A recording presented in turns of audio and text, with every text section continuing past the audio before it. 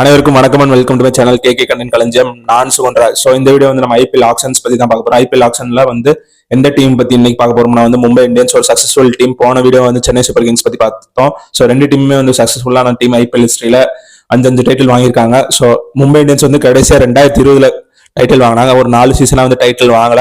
அதுக்கு காரணம் என்னன்னா வந்து ஒரு மெகா ஆக்ஷன்ல வந்து அவங்க டீம் வந்து செதறிச்சு. அதுக்கப்புறமா 2020 அப்புறமா இப்ப இன்னொரு மெகா ஆக்ஷன் மூலியமா வந்து ஒரு நல்ல டீம் செட் பண்ணிருக்காங்களா இல்லையா வந்து நம்ம இந்த வீடியோல வந்து பார்க்க போறோம். ஸோ ஆக்ஷனுக்கு முன்னாடி வந்து அவங்க வந்து 5 பிளேஸ் வந்து ரீட்டைன் பண்ணாங்க.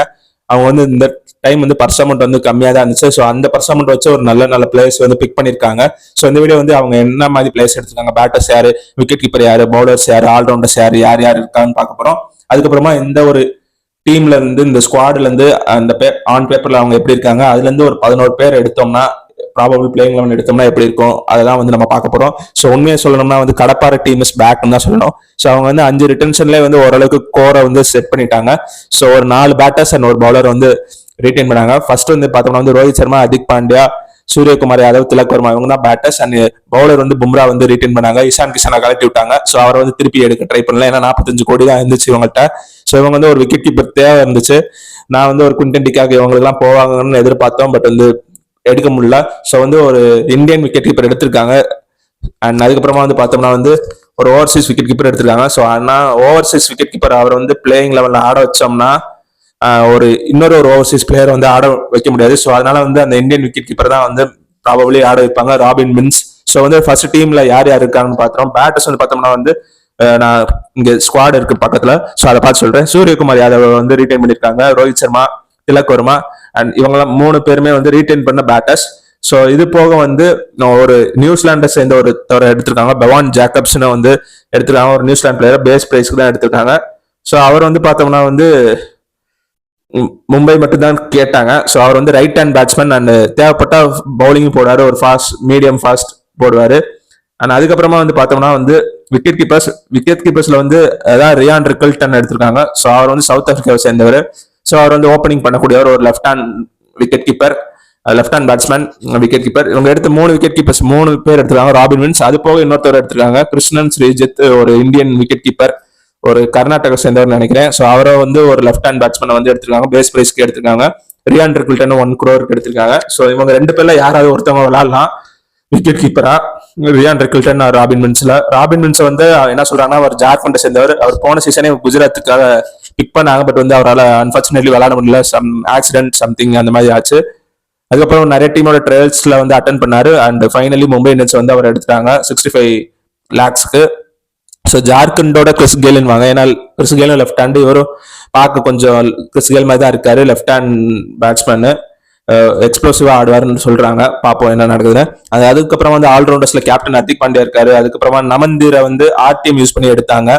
ஸோ நேகல் வதேரா நமந்தீரை எடுப்பான்னு பார்த்தோம். அதேபடி நமந்தீரை வந்து எடுத்திருக்காங்க. அவரும் வந்து ஒரு 50 அடிச்சது போன சீசனு.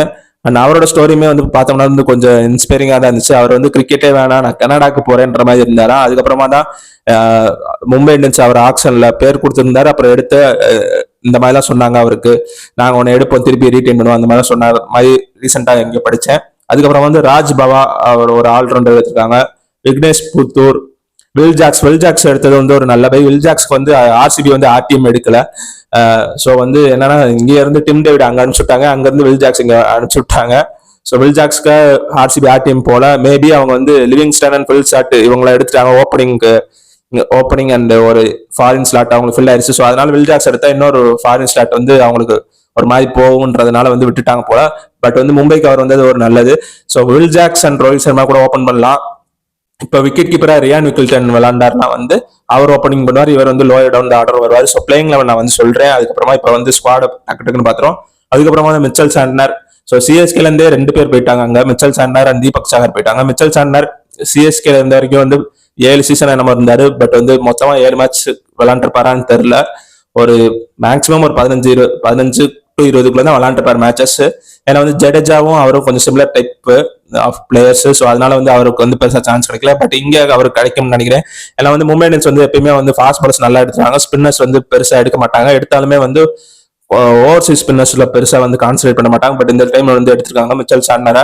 ஸோ அவர் வந்து ஃபீல்டிங் நல்லா பண்ணுவாரு, பவுலிங் பண்ணுவாரு. ஒரு complete player, T20 player, 3D பிளேயர்னா இவர் தான். அதுக்கப்புறம் வந்து பவுலர்ஸ் வந்து பும்ரா வந்து ரீட்டைன் பண்ணாங்க. அதுக்கப்புறம் வந்து அர்ஜுன் டெண்டுல்கர் அன்சோல்டா போனாரு அப்படின்னு தான் சொன்னாங்க. அப்புறம் டக்குனு இவங்க எடுத்தாங்க பேஸ் பிரைஸ்க்கு. அவர் ஒரு லெஃப்ட் ஆர்ம் ஆப்ஷன் இருக்கு. போன சீசன் ஒரு 2-3 மேட்சஸ் விளையாண்டாரு. கொஞ்சம் எக்ஸ்பென்சிவ் இருந்தாரு, விக்கெட் எடுத்தான்னு நினைக்கிறேன். பட் எக்ஸ்பென்சிவ் இருந்தாரு. இந்த டைம் எப்படின்னு தெரியல.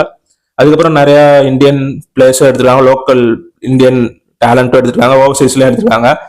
அல்லா கசன்ஃபர்னு ஒருத்தர் ஆப்கானிஸ்தான் டீம் வந்து பார்த்தோம்னா வந்து நிறைய ஸ்பின்னர்ஸ் வந்து அவங்க ப்ரொடியூஸ் பண்ணிட்டு வராங்க. ஆப்கானிஸ்தான் வந்து டீமே வந்து ஆரம்பிச்சு அவங்க இன்டர்நேஷனல் கிரிக்கெட் விளாண்டு ஒரு 10 இயர்ஸ்க்குள்ள தான் இருக்கும் அவங்க ஆரம்பிச்சு.